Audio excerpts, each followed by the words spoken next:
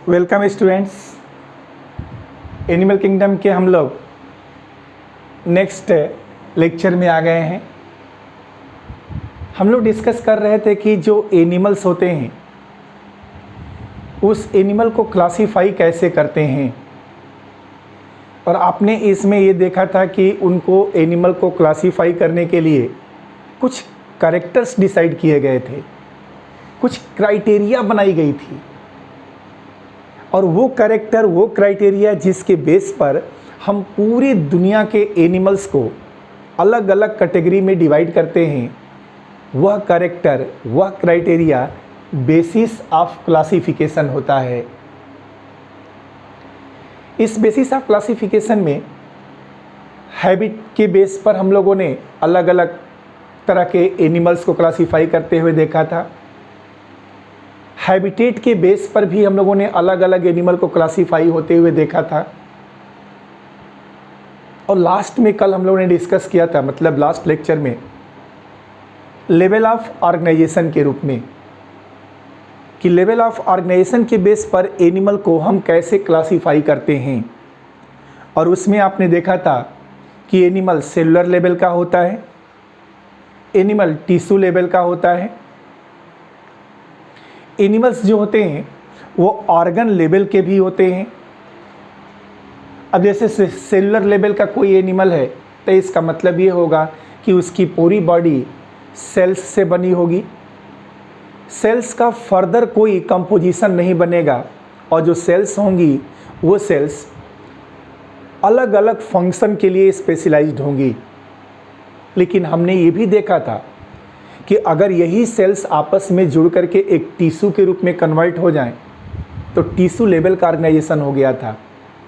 और उस ऑर्गेनाइजेशन में टिश्यू लेवल में क्या था, तो एपिथेलियल टिश्यू उसके पास हो रहे होंगे, गोनेडियल टिश्यू उसके पास रहे होंगे, मतलब कई तरह के टिश्यू उस जीव के अंदर डेवलप हो गए होंगे। ऑर्गन लेवल की भी बात हम लोगों ने किया था, और उस ऑर्गन लेवल में आपने देखा था कि अब टिश्यू अलग अलग मिल कर के एक पर्टिकुलर ऑर्गन को बना ले गए थे। अब जैसे दो मेन ऑर्गन्स ऐसे जीवों में होता है जिनमें ऑर्गन लेवल ऑफ ऑर्गेनाइजेशन होता है, ब्रेन और एक्सक्रीटरी ऑर्गन। उनके अंदर ब्रेन डेवलप होने लगता है और एक्सक्रीटरी ऑर्गन डेवलप होने लगते हैं, जिसको फ्लेम सेल्स कहा जाता है। तो एक सेलुलर लेवल पोरीफेरा, एक टिश्यू लेवल निडेरिया और टिनोफोरा, एक ऑर्गन लेवल फ्लैट वार्म्स जिसको हम लोग प्लेटीहेल्मिन्थीस के नाम से जानते हैं। और उसके बाद जितना भी एनिमल आएगा एस्केल्मिन्थीस से उठा करके आप आगे बढ़ते जाइए बढ़ते जाइए बढ़ते जाइए कार्डेटा तक, तो आपको मिलेगा कि सभी एनिमल्स ऑर्गन सिस्टम लेवल के हैं, जिसमें कि एक वेल ऑर्गेनाइज्ड सिस्टम है। किसी भी एक काम को करने के लिए उसके पास ऑर्गन का एक ऐसा समूह है जो अलग अलग लेवल पर अलग अलग फंक्शंस को करता है, और सभी फंक्शन अगर एक साथ मिला दिए जाए तो पर्टिकुलर एक वर्क हो जाता है, एक फंक्शन हो जाता है। तो हम लोगों ने पढ़ा था और आप लोगों ने लेवल ऑफ ऑर्गेनाइजेशन को देखा था। आइए अब हम लोग चलते हैं नेक्स्ट में, एकदम बिल्कुल इंजॉय करते हुए लाइट मूड में, और बहुत सिंसियरली ध्यान रखना है। सिंसियरली हमें इसको याद रखना है, और यही तो याद रखना है। तो हम लोग नेक्स्ट पर आ जाते हैं, जिसका नाम है बॉडी प्लान। अब देखिए, हम लोग आज डिस्कस करेंगे बेसिस ऑफ क्लासिफिकेशन में एक कैरेक्टर जिसका नाम क्या है, बॉडी प्लान है। ओके स्टूडेंट्स, तो हम बॉडी प्लान को स्टार्ट करते हैं। आप देखिए बॉडी प्लान क्या होता है। एनिमल के क्लासिफिकेशन में अब नेक्स्ट बेसिस पर हम लोग आ गए हैं, जिसका नाम है बॉडी प्लान। ठीक है ना। बॉडी प्लान का मतलब ये होता है कि कोई भी ऑर्गेनिज्म से उस ऑर्गेनिज्म के अंदर एक डिफिनिट पैटर्न बॉडी का है या नहीं, पहली चीज़। उसके अंदर गट है या नहीं, दूसरी चीज़। उसके अंदर गट की ओपनिंग है या नहीं।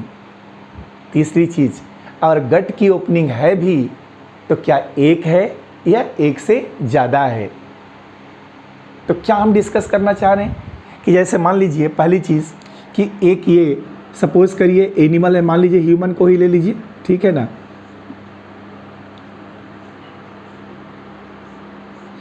ये एक बॉडी है, ठीक है ना, और इस बॉडी के कैरेक्टर्स को हमें क्या समझना है कि इस जीव का शरीर क्या ऑर्गेनाइज्ड है। बॉडी प्लान की बात कर रहे हैं।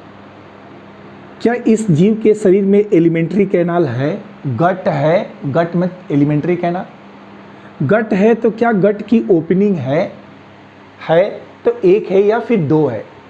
तो ऐसे ही कुछ अनसुलझे प्रश्नों का उत्तर देता है बॉडी प्लान, ठीक है। और बॉडी प्लान के बेस पर एनिमल के क्लासिफिकेशन को बहुत ईजिली हम लोग एक्सप्लेन कर ले जाते हैं कि बॉडी प्लान कितने तरह का हो सकता है। तो आंसर है ये बॉडी प्लान बेसिकली 3 तरह का होता है। फर्स्ट बॉडी प्लान जो होता है इसको हम लोग बोलते हैं cell aggregate, cell aggregate, cell aggregate body plan एक। दूसरा बॉडी प्लान जो होता है इसको हम लोग ब्लाइंड सैक बॉडी प्लान कहते हैं, ब्लाइंड सैक बॉडी प्लान। और तीसरा जो बॉडी प्लान होता है इसको कहा जाता है tube within tube, tube within tube body plan. तो अब देखिए जिस बॉडी प्लान के बारे में हम लोग बात करने चल रहे हैं, पूरे एनिमल किंगडम में 3 तरह का बॉडी प्लान होता है। कौन कौन सा body plan? Cell aggregate body plan, blind sac body plan, tube within tube body plan. मैं आपको बताता हूं कैसे होता है। तो आप देखिए जैसे ट्यूब विद इन ट्यूब होगा तो यहाँ पर एक ट्यूब एलिमेंट्री कैनाल की गट की इस जीव में पाई जाएगी। ऐसे आप चाहें तो मेरे साथ साथ बना भी सकते हैं। एक ट्यूब गट की पाई जाएगी सेंटर में, और इस सेंटर के गट की जो ट्यूब है इसकी 2 ओपनिंग होगी, एक माउथ की और एक एनस की। इसके बाद इस जीव का दूसरा भी बॉडी वॉल का एक ट्यूब होगा। आप ऐसे समझिए, ऐसा भी एक ट्यूब इसके शरीर में है, ठीक है ना। ये एक और इसका शरीर का स्ट्रक्चर है।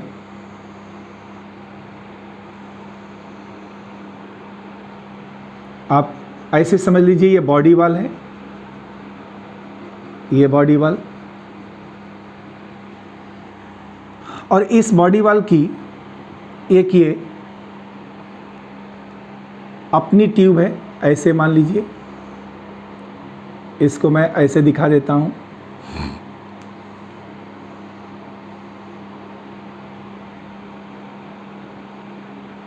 ठीक है ना, ये अपनी बॉडी वॉल की ट्यूब है। इसकी एक बॉडी वॉल का ट्यूब है और एक अंदर की तरफ ट्यूब है। ये ट्यूब है गट का। चलिए मैं नाम भी लिख देता हूँ। दिस इज बॉडी वॉल, ये बॉडी वॉल हो गई। दूसरा आप देखिए, ये गट हो गया, ये गट, और एक इसकी ऊपर की ओपनिंग हो गई जिसका नाम है माउथ, और एक नीचे की ओपनिंग हो गई जिसका नाम है एनस। तो गट भी है, माउथ भी है और एनस भी है। तो आप अगर इस स्ट्रक्चर को ध्यान से देखें तो आपको समझ में आएगा कि एक ट्यूब बाहर की तरफ है और एक उसके अंदर की तरफ है। तो ट्यूब विद इन ट्यूब, अंदर वाली ट्यूब किसकी है? गट की। बाहर वाली ट्यूब किसकी है? बॉडी वॉल की। ऐसा बॉडी प्लान क्या कहलाता है? Tube within tube body plan कहलाता है। अच्छा, इसको देखिए, ब्लाइंड सैक को आप देखिए। ब्लाइंड सैक का बॉडी प्लान कुछ इस तरह का होता है।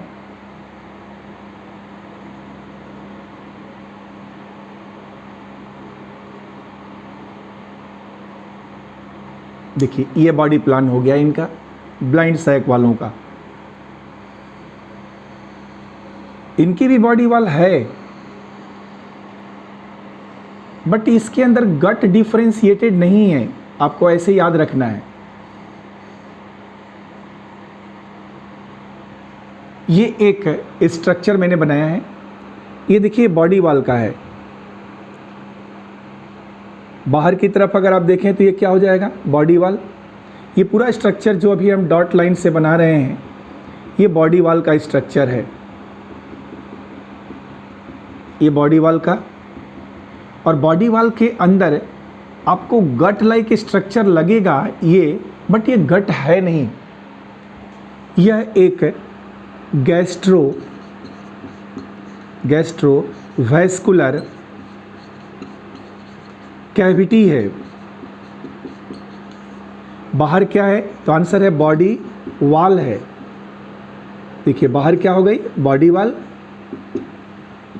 अंदर क्या हो गया, गैस्ट्रोवैस्कुलर कैविटी। और ऊपर इसके देखिए तो आपको क्या लगेगा कि इस गैस्ट्रोवैस्कुलर कैविटी की एक ओपनिंग है, और यह ओपनिंग माउथ का भी काम करेगी और यही ओपनिंग एनस का भी काम करेगी। क्लियर हुआ? ए से एनस, एम से माउथ, ये माउथ एनस दोनों का काम कर रही है ये कैविटी। लेकिन ओपनिंग एक है और अंदर से जाइए तो ये बंद हो गया, ये बंद हो गया, इसका मतलब कैसा हो गया, ब्लाइंड सैक हो गया। तो इस तरह का बॉडी प्लान किसी जीव में होगा तो वो कैसा कहलाएगा, ब्लाइंड सैक बॉडी प्लान कहलाएगा, सेल एग्रीगेट बॉडी प्लान। चलिए इसको भी दिखाते हैं, इसको भी आप देखिए, आपको आ जाएगा, बिल्कुल समझ में आ जाएगा कैसा होता है। ये एक स्पंज की बॉडी है, स्पंज की बॉडी। और इस स्पंज के बॉडी की विशेषता होती है कि इसकी बॉडी परफोरेटेड होती हैं। बॉडी कैसी होती हैं, परफोरेटेड, मतलब बॉडी में पोर्स पाए जाते हैं, तभी तो इसको पोरीफेरा कहा जाता है। पोर्स की वजह से क्या बोलते हैं इसको हम लोग, पोरीफर्स बोलते हैं। देखिए एक ये अभी जो हम बना रहे हैं ये एक सेल है, ये सेल पोरोसाइट कहलाती है। ये भी एक सेल बना रहे हैं, लाइनिंग नहीं मैं खींच रहा हूँ, सेल को बना रहा हूँ, और ये सेल पोरोसाइट की है। आगे बढ़ जाते हैं, इधर भी सेल्स होती हैं, ये सब भी सेल्स हैं। देखिए ये भी सेल्स हो गई, जो अभी मैं बना रहा हूँ ये भी सब क्या है, सेल्स हैं।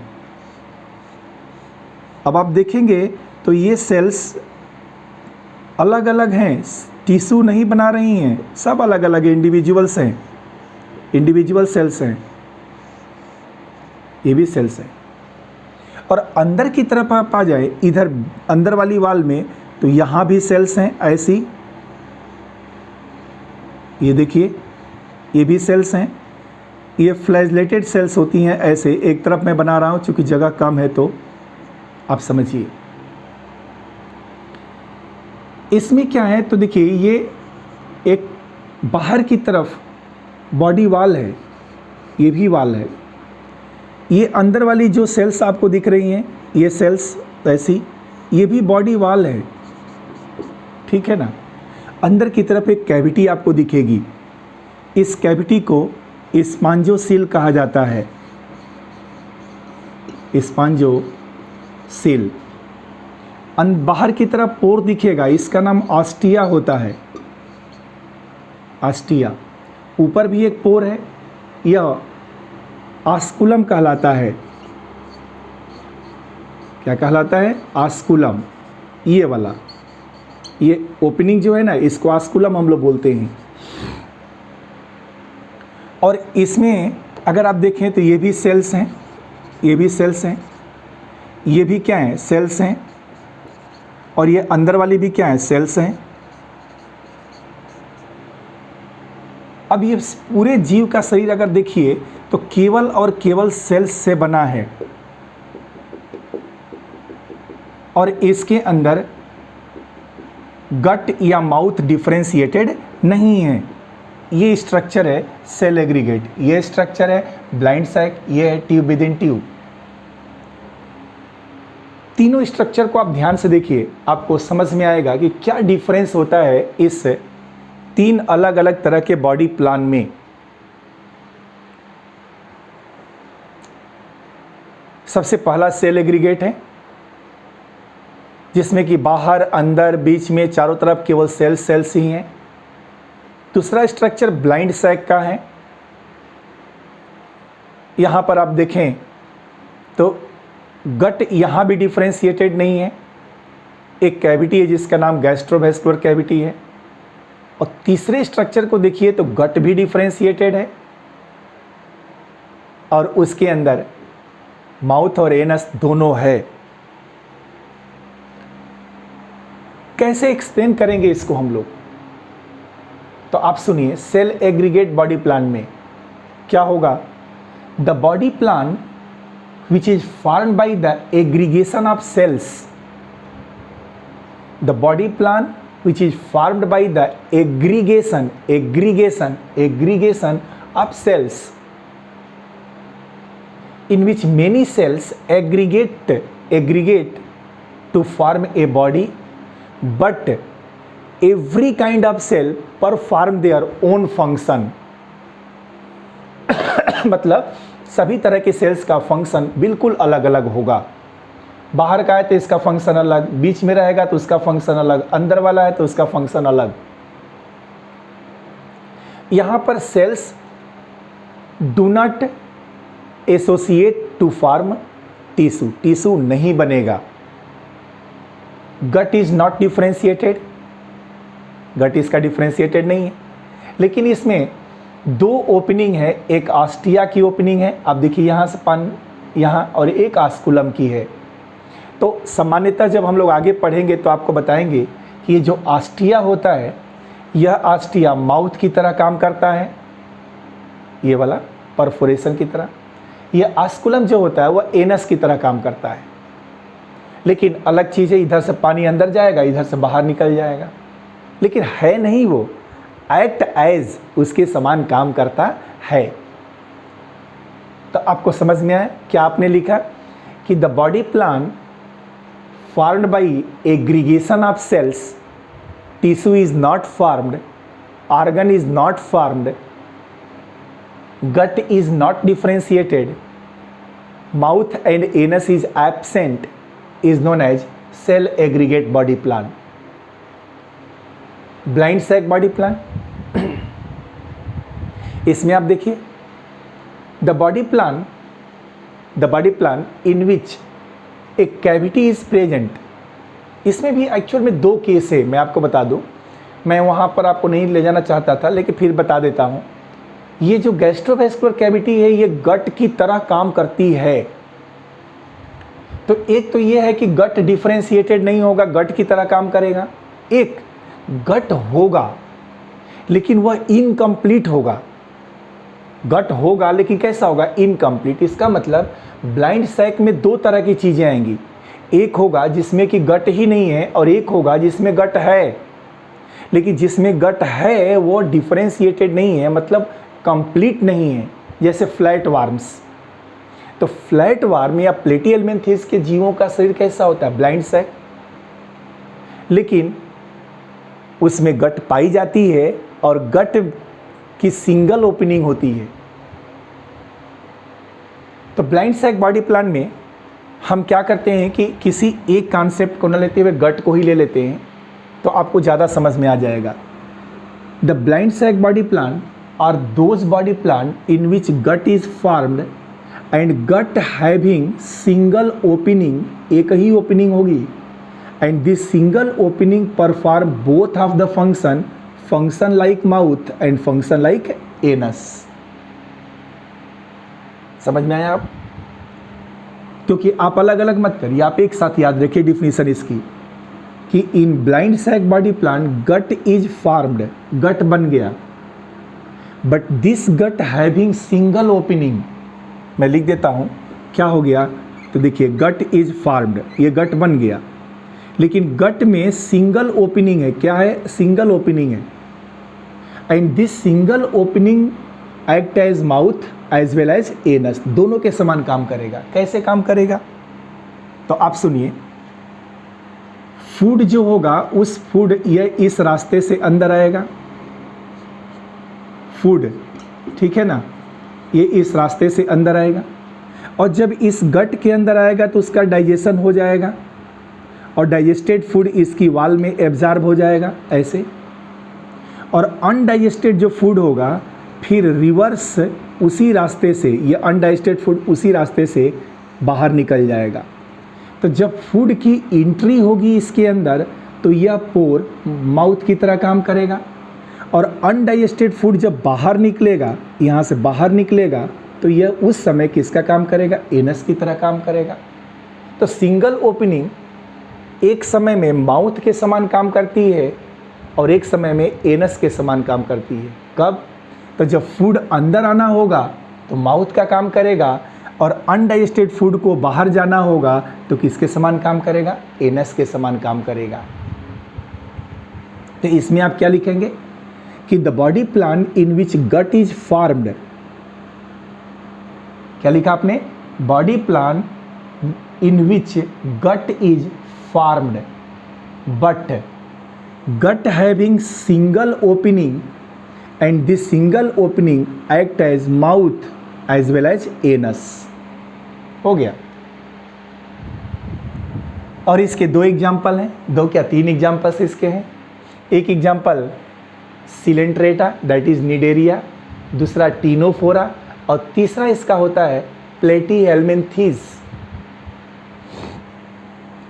ट्यूब विद इन ट्यूब में आ जाइए।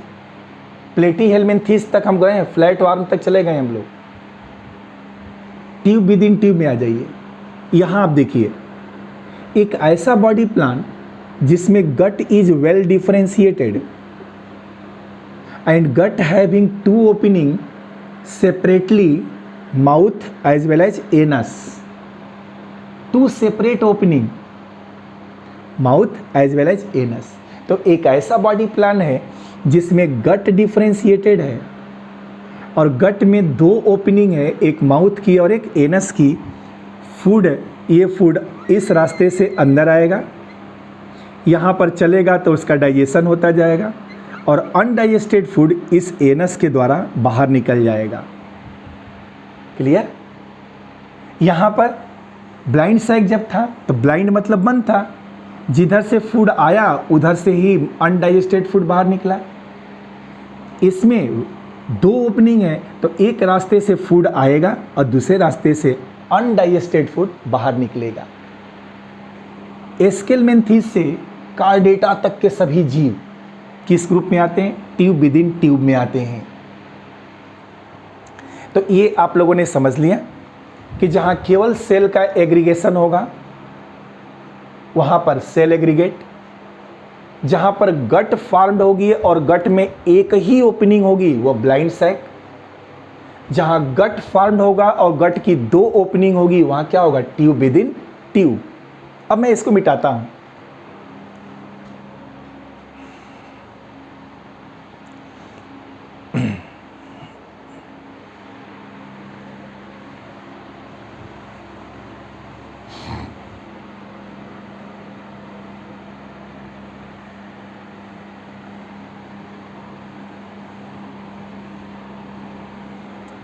और देखिए आप,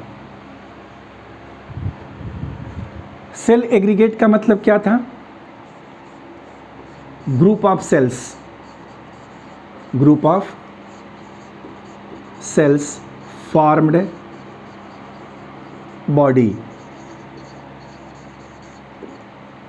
एग्जाम्पल क्या होगा भाई? Example Porifera. पोरीफेरा, पोरीफेरा मतलब क्या होगा? स्पॉन्जेज, स्पॉन्जेज, ठीक है, एक हो गया। ब्लाइंड सैक, यहाँ क्या होगा? गट इज फॉर्म्ड। फिर दूसरा गट हैविंग सिंगल ओपनिंग। बस इतने से काम चल जाएगा। Single opening mouth as well as anus, दोनों का काम करने के लिए। इसका एग्जाम्पल क्या होगा? तो इसका एग्जाम्पल नीडेरिया, नीडेरिया। दूसरा टीनोफोरा, सी साइलेंट होता है दोनों में, टीनोफोरा। और तीसरा होता है प्लेटी हेलमिन्थीस। निडेरिया, टीनोफोरा, प्लेटी हेलमिन्थीस, ये निडेरियांस है, ये टीनोफोरा है और ये प्लेटी हेलमिन्थीस है। अब आइए तीसरे कंडीशंस को देखिए। Tube within tube, gut is well differentiated, well differentiated, बहुत अच्छे तरह से।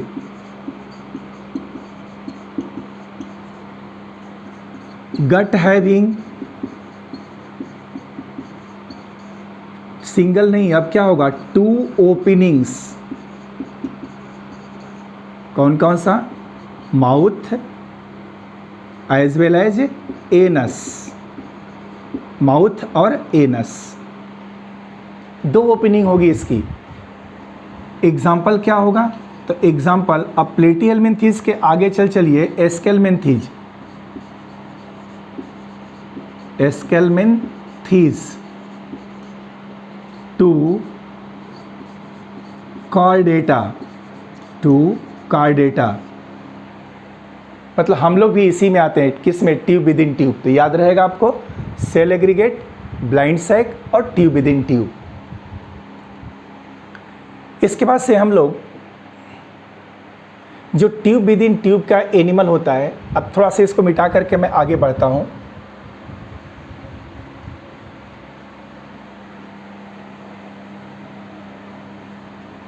बहुत पेशेंस बना कर रखना है, इसमें कोई घबराहट नहीं है। और ये भी नहीं है कि सिलेबस का टेंशन है, सिलेबस का टेंशन होगा तो 4-6 वीडियो एक साथ भेज देंगे। कभी भी सिलेबस की ज़रूरत पड़ेगी, सिलेबस आपको 2 दिन में ख़त्म करना है तो 4-6 वीडियो एक साथ लेकर के देख लीजिए, हो जाता है। लेकिन जितना देखिएगा बहुत सिंसियरली और पेशेंस बना करके। आइए हम लोग इस बॉडी प्लान में ही अभी हैं। इस बॉडी प्लान में एक नाम है जिसको हम लोग बोलते हैं tube within tube body plan, ठीक है ना? मतलब आपको पता है कि गट है और गट में कितनी ओपनिंग है? 2। ये tube within tube body plan में जीव 2 तरह के हैं। कौन कौन सा जीव है? तो आंसर सामने है कि इसमें एक जीव प्रोटोस्टोमेट्स हैं, प्रोटोस्टोमेट्स, और एक जीव है इसमें ड्यूटेरोस्टोमेट्स, ड्यूटेरोस्टोमेट्स। एक प्रोटोस्टोमेट और एक क्या हो गया? ड्यूटेरोस्टोमेट्स। 2 तरह के जीव इस ग्रुप में आएंगे। यहाँ लिखा है मैंने ना, प्रोटोस्टोमेट्स और ड्यूटेरोस्टोमेट्स। अब दोनों में अंतर क्या है?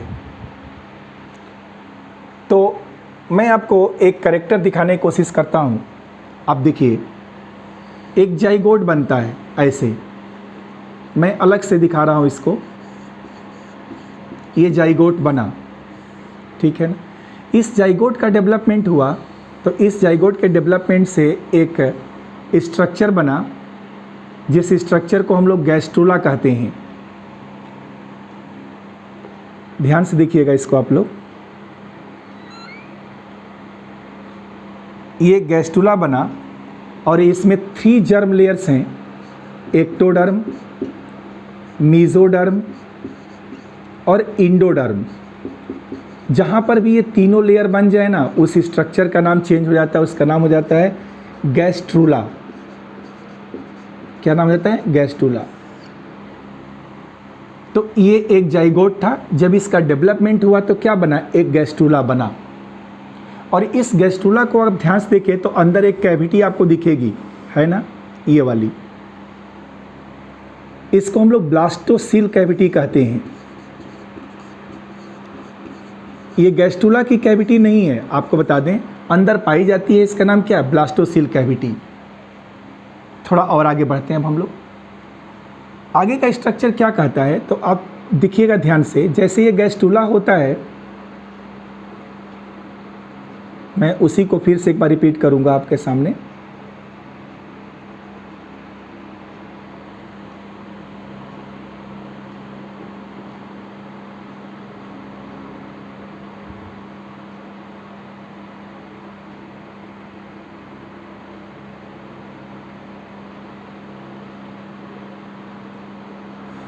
बहुत ध्यान से आप देखिए, आपको एकदम समझ में आ जाएगा ये सारी चीज़ें।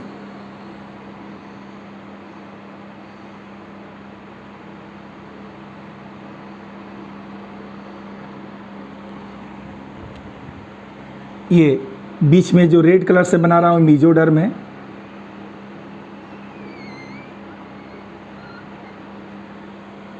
ठीक है ना। और ये जो आपको अभी लाइन पे फोकस करिएगा, आप लोग एकदम कंसंट्रेट करिए इस पॉइंट पर। यहाँ जो लाइनिंग मैंने अभी खींचा है, इसके बीच में जो जगह है यही है ब्लास्टोसील।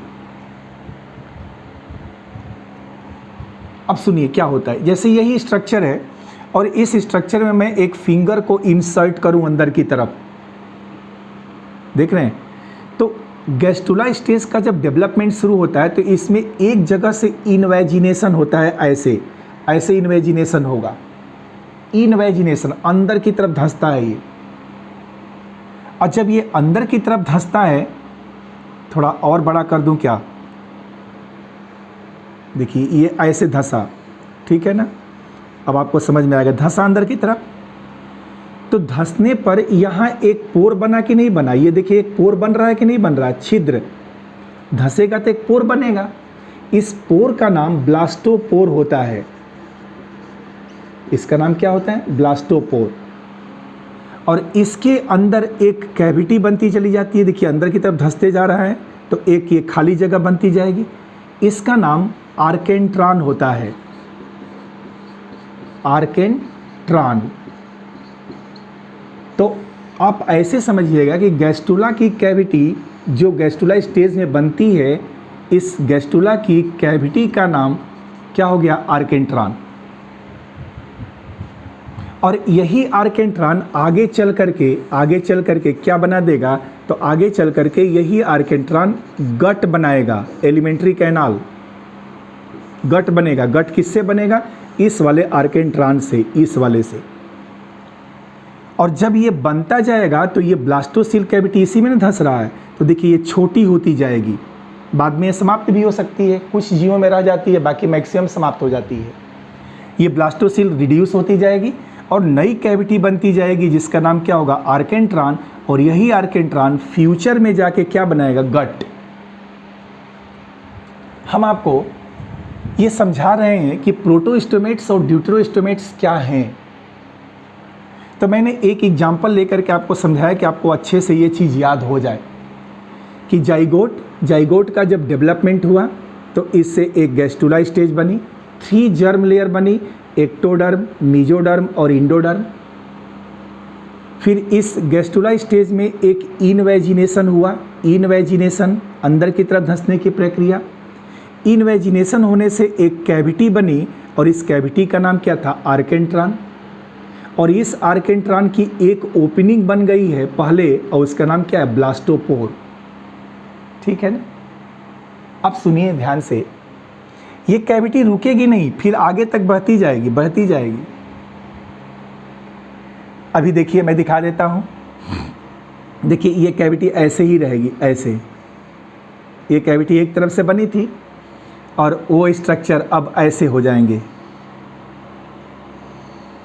देखिए ये स्ट्रक्चर हुआ ना, एक थोड़ा तिरछा हो रहा है क्योंकि मैं ऐसे डायरेक्शन में खड़ा हूँ कि वो तिरछा नज़र आएगा, बट आप स्ट्रक्चर को सही बनाइएगा। ये देखिए यही अंदर की तरफ से पुश होता जा रहा है। अब क्या हो रहा है, तो देखिए इसके अंदर वही मीजोडर्म वाला हिस्सा, एक यहाँ भी मीजोडर्म वाला हिस्सा,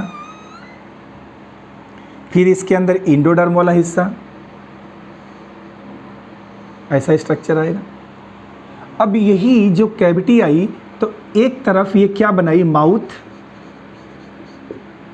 और एक तरफ ये किस में कन्वर्ट हो गया, एनस में। और ये मैंने बोला था ना कि ये जो कैविटी है इसका नाम क्या, आर्केंट्रॉन, और ये क्या कहलाई, गट कहलाई। तो ये एम्ब्रियो का डेवलपमेंटल स्टेज में होने वाला चेंज होता है। प्रोटोस्टोमेट्स में भी कुछ इसी तरह के कैरेक्टरिस्टिक्स हैं, ड्यूटेरो में भी इसी तरह कैरेक्टरिस्टिक्स है। अब क्या है, यहाँ तक अगर यदि आप समझ गए होंगे तो आगे भी अपने आप आसान हो जाएगा। कैसे, मैं आपसे पूछूं कि गैस्ट्रुला स्टेज में कौन सी कैविटी बनती है, तो आंसर क्या होगा, आर्केंट्रॉन। आर्केंट्रॉन फ्यूचर में जाके क्या बनाता है, तो आंसर होगा गट बनाता है। Tube within tube body plan वाले में गट की कितनी ओपनिंग होती है, तो 2 ओपनिंग होती है, एक माउथ की और एक एनस की। क्लियर, माउथ और एनस की। फिर आगे बताना है कि आर्केंट्रॉन की ओपनिंग का नाम क्या होता है, तो आर्केंट्रॉन की एक ही ओपनिंग है, क्योंकि बाद में तो ये गट बन जाएगा, तो फिर 2 ओपनिंग होगी। तो आर्केंट्रॉन की सिंगल ओपनिंग है, इसका नाम क्या है, ब्लास्टोपोर। ब्लास्टोपोर, ठीक है ना, ध्यान से देख लीजिए। अब चाहें तो रफ डायग्राम भी इसका खींच सकते हैं।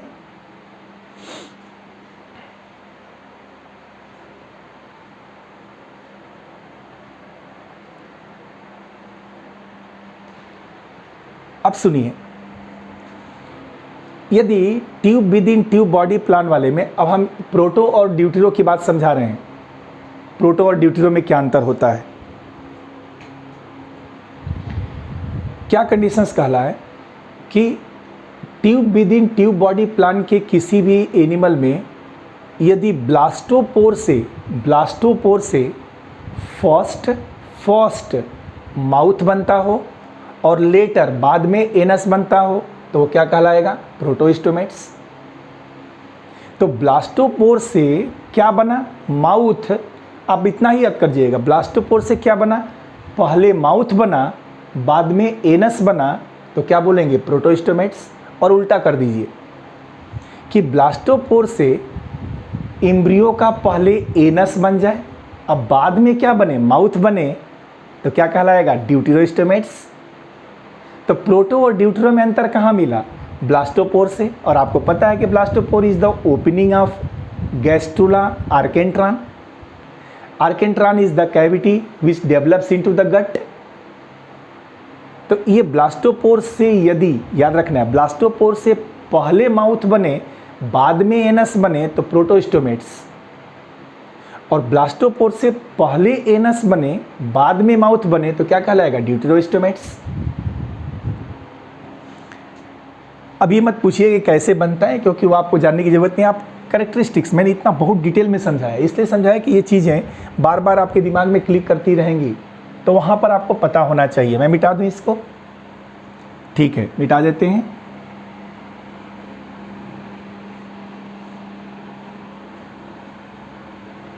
सुनिए, अब मैं क्या लिखूंगा प्रोटोस्टोमेट्स में, तो लिखूंगा ब्लास्टोपोर फार्म्ड माउथ फर्स्ट, ठीक है ना, पहले, later anus developed. Anus develop मतलब एनस बाद में डेवलप करेगा, पहले क्या डेवलप करेगा, माउथ। ड्यूटेरोस्टोमेट्स में आ जाइए, इसमें क्या कैरेक्टरिस्टिक्स है, तो इसकी कैरेक्टरिस्टिक्स है कि इसमें ब्लास्टोपोर से क्या बनेगा, तो blastopore form anus first and then later mouth develop, मतलब माउथ बाद में, लेटर माउथ। पहले क्या डेवलप होगा, एनस डेवलप होगा इस ब्लास्टोपोर से, और प्रोटो रहेगा तो ब्लास्टोपोर से क्या बनेगा, माउथ बनेगा। इसके अलावा भी कुछ अंतर होता है, मैं बता तो देता हूँ, लेकिन आप कोई भी क्वेश्चन एराइज नहीं करिएगा, क्योंकि वो फिर बहुत दूसरे टॉपिक में घुसना पड़ेगा। केवल आपको याद करने भर का बता देता हूँ। जो प्लास्टोस्टोमेट्स होते हैं इनका जो क्लीवेज होता है ये क्लीवेज स्पाइरल होता है। आपको अभी नहीं समझना है, ये अंतर डिफरेंस में आता है। ये सब क्लीवेज फर्टिलाइजेशन ये आएगा नेक्स्ट रिप्रोडक्शन का लेसन जब 12th में आएगा तब आएगा। मैं आपको जनरल फॉर योर नॉलेज कि अगर कोई एडवांस टाइप का क्वेश्चन आ गया तो वहाँ आप इसका आंसर दे पाएंगे कि नहीं, बिल्कुल दे देंगे। तो आप don't raise any questions, just learn it, क्योंकि ये टाइम का वेस्टेज हो जाएगा जब इसके बारे में मैं आपको समझाने लगूँ। और इसके अंदर जो क्लीवेज होगा ये क्लीवेज ये रेडियल होगा। ये कैसा होगा? रेडियल। फिर आता है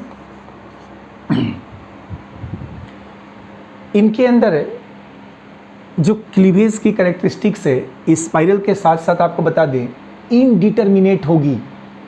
कैसा होगा? तो डेवलपमेंट इनडिटर्मिनेट, बस ऐसे याद करना, इनडिटर्मिनेट क्लीवेज ही है। क्लीवेज स्पाइरल प्लस क्लीवेज कैसा? इनडिटर्मिनेट। और यहाँ क्लीवेज रेडियल और क्लीवेज कैसा? डिटर्मिनेट।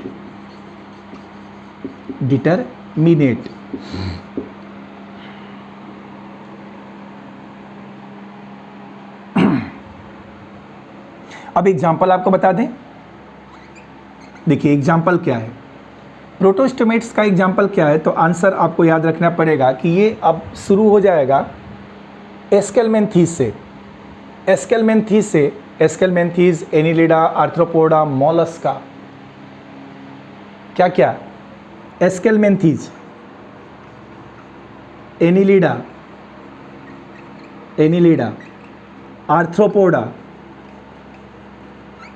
आर्थ्रोपोडा और मोलस्का। एस्केलमेंथीज एस्केरिस वाला, एनिलिडा, आर्थ्रोपोडा, मोलस्का, ये प्रोटोस्टोमेट्स होते हैं। और यहाँ अगर एग्जाम्पल देंगे आप लोग तो मोलस्का के बाद इकाइनोडर्मेटा,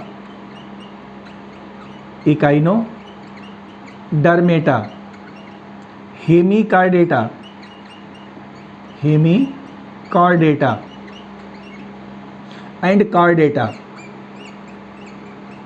ये ड्यूटेरोस्टोमेट्स होते हैं। तो प्रोटोस्टोमेट्स की भी बात हो गई और ड्यूटेरोस्टोमेट्स की भी बात हो गई, जिसमें कि मैंने आपको ये कैरेक्टरिस्टिक समझाने की कोशिश की और आपने समझा भी बहुत अच्छे से इसको, कैसे क्या कैरेक्टर्स हैं। जिसमें एस्केलमेंथीज आएगा, एनिलिडा आएगा, आर्थ्रोपोडा, मोलस्का, ये प्रोटोस्टोमेट्स में जाएंगे। इकाइनोडर्मेटा, हेमिकॉर्डेटा, कॉर्डेटा ये कहाँ चला जाएगा? ड्यूटेरोस्टोमेट्स में चला जाएगा। ओके, आगे बढ़ते हैं। देखिए अब इसके बाद के कैरेक्टर्स को जब हमें समझाऊंगा तो वह कैरेक्टर सिमेट्री के बारे में आता है। किसके बारे में? सिमेट्री के बारे में।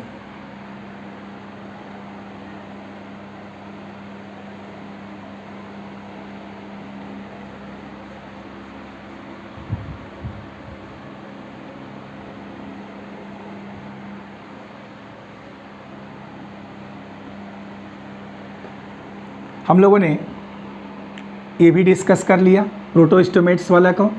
अब आइए हम लोग चलते हैं सिमेट्री के बारे में। ऐसे सिमेट्री क्या होती है? सिमेट्री के बेस पर हम एनिमल को क्लासिफाई करने की कोशिश करेंगे। सिमेट्री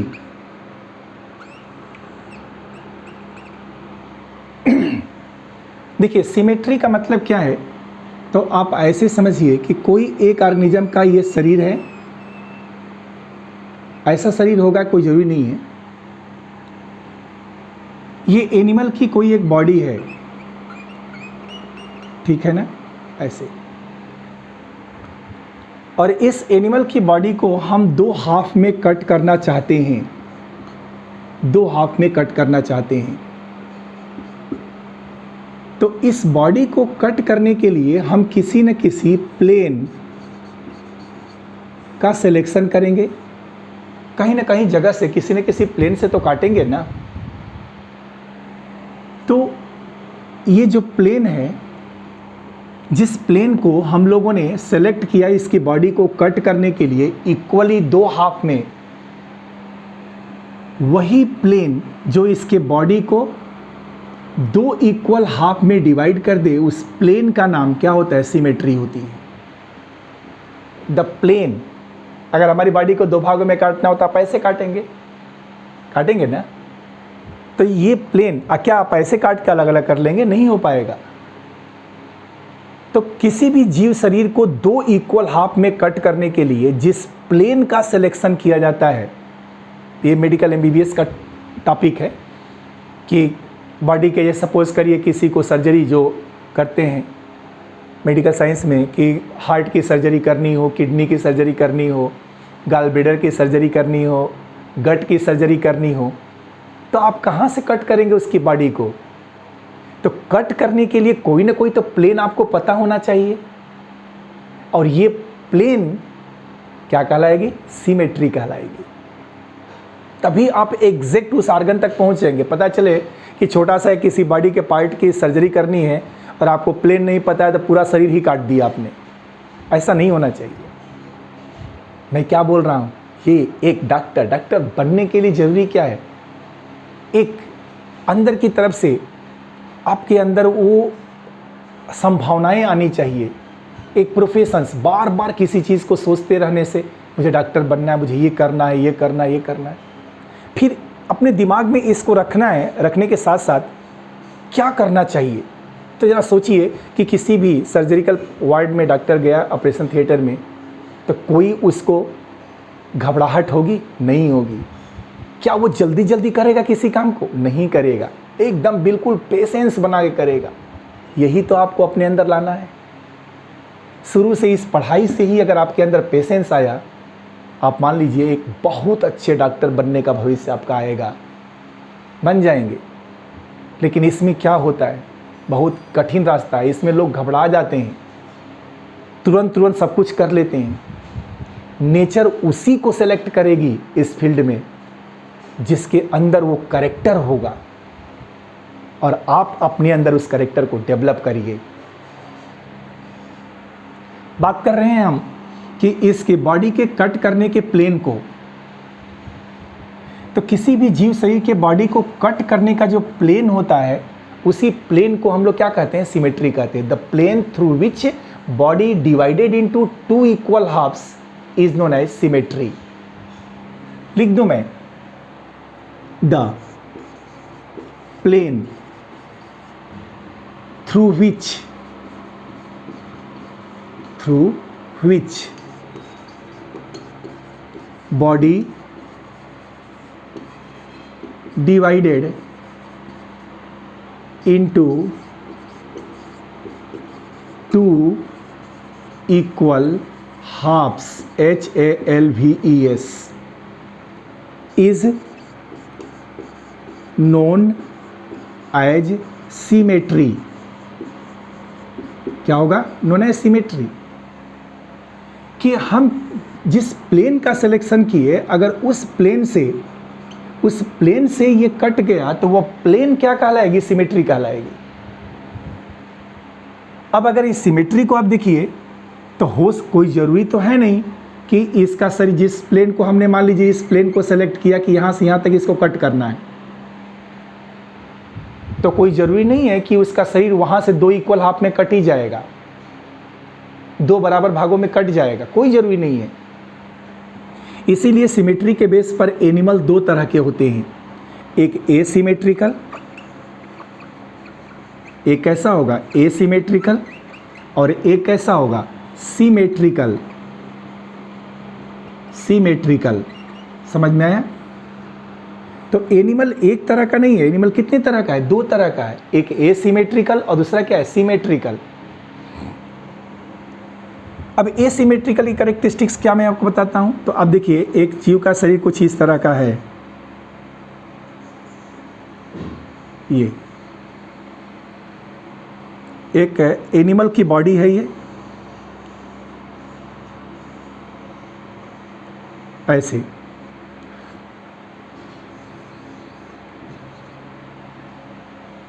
और इस एनिमल की बॉडी को मैं यहाँ से कट करने की कोशिश करता हूँ, या सपोज करिए यहाँ से कट करने की कोशिश करता हूँ, या सपोज करिए यहाँ से कट करने की कोशिश करता हूँ, तो हम किसी भी तरह से इस जीव शरीर को काटने की कोशिश करें तो वह दो इक्वल हाफ में डिवाइड नहीं होगा। समझ में आ रही है बात क्या? कि यदि हम किसी जीव के शरीर को कहीं से भी काटने की कोशिश करें और उसका शरीर दो इक्वल हाफ में डिवाइड ना हो, तब वह जीव एसिमेट्रिकल कहलाएगा। क्या कहलाएगा? Asymmetrical. When the body of an animal is not divided into two equal half by any plane, कहीं से भी कट करेंगे दो इक्वल हाफ में डिवाइड नहीं होगा। तो when the body, क्या लिखेंगे इसके बारे में? तो अब देखिए, when the body is not divided in equal halves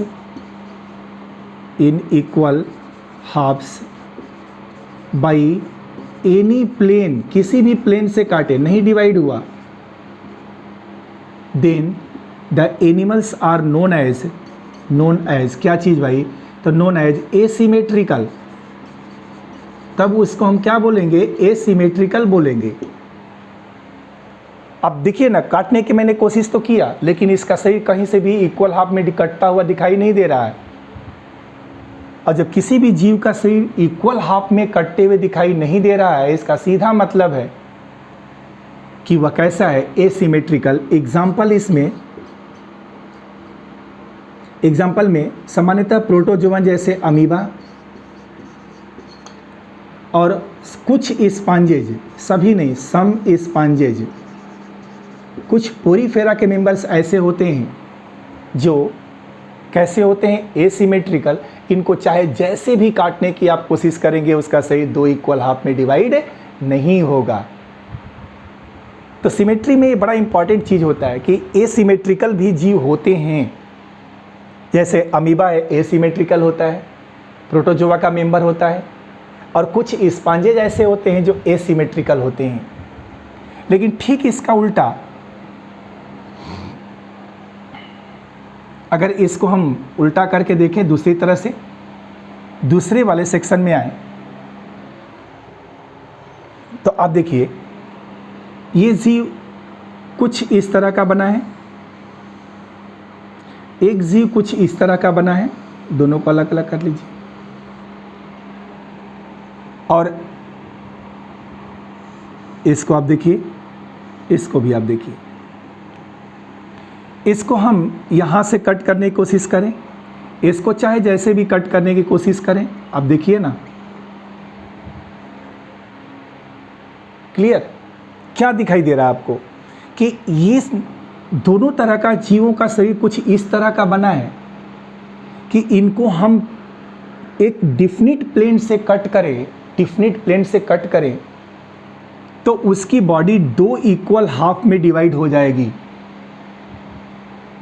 और यहाँ भी वही कंडीशन है कि यहाँ एक नहीं बल्कि एक से ज़्यादा प्लेन से कट करें तो टॉप टू बॉटम उसका शरीर दो इक्वल हाफ में डिवाइड हो जाएगा। टॉप से बॉटम तक ध्यान रखना है, टॉप से बॉटम तक। तो एक प्लेन से कट जाए या मेनी प्लेन से कट जाए, दो इक्वल हाफ में कट जाए, तो वो क्या कहलाएगा? सिमेट्रिकल कहलाएगा। क्लियर हो रहा है? ये सिमेट्रिकल जीवों का कैरेक्टर है कि उन्हें दो इक्वल हाफ में डिवाइड होना ही है। तो क्या लिखेंगे? Cut into two equal halves. किसके लिए? सिमेट्रिकल के बारे में कह रहा है कि सिमेट्रिकल जीव ऐसे जीव होंगे जिनका शरीर दो इक्वल हाफ में डिवाइड हो जाएगा। तो those animal in which the plane of section divide their body in two equal halves by one plane or more than one plane is known as symmetrical animal. अब यहाँ पर asymmetrical की तो बात हो चुकी थी, सिमेट्रिकल की बात हम लोग कर लेते हैं. चलिए,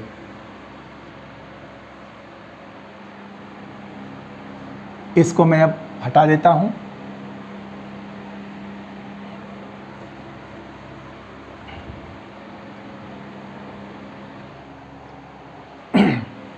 सिमेट्री के बेस पर एनिमल कितने तरह के हुए? तो आंसर था ये 2 तरह के हुए.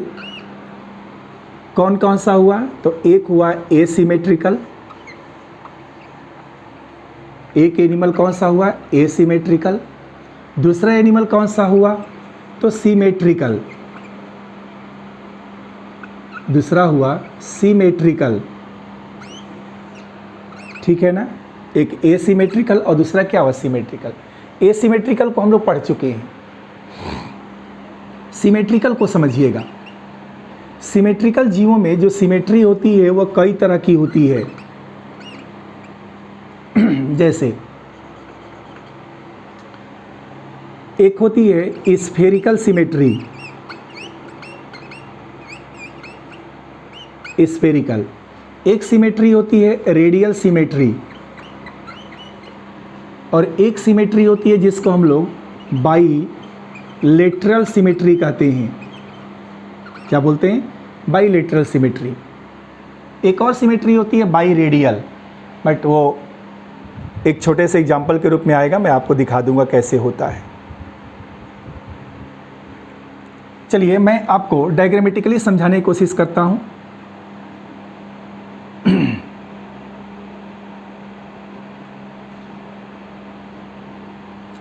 आप इसको देखिए.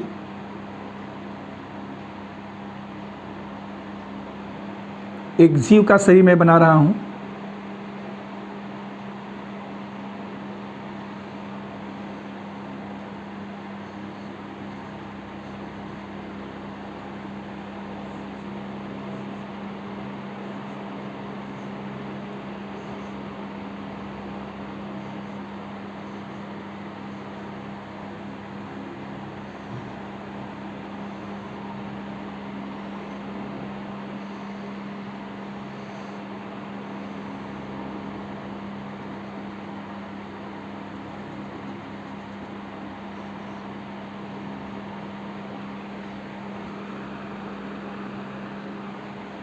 ये एक जीव का शरीर है.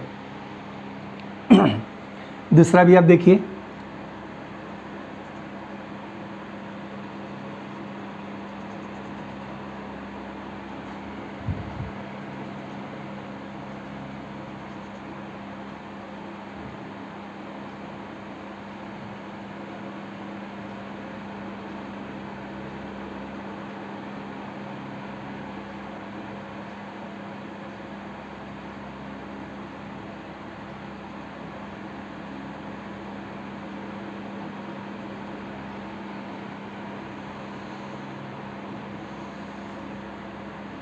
ये भी एक जीव का शरीर है.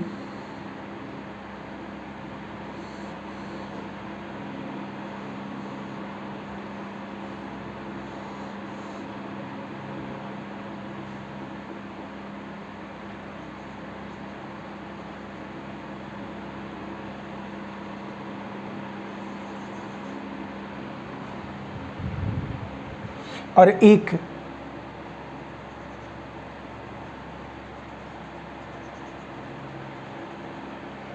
इस जीव का शरीर है.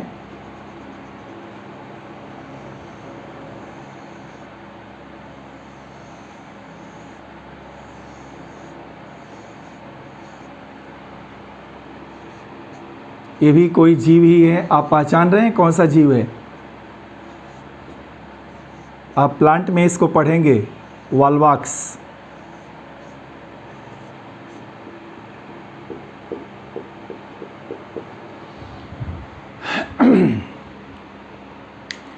आप इन तीनों स्ट्रक्चर्स को ध्यान से देखिए तो आपको समझ में आएगा कि ये सिमेट्री, जो सिमेट्रिकल जीव हैं, वह सिमेट्रिकल जीव कितने तरह के हैं.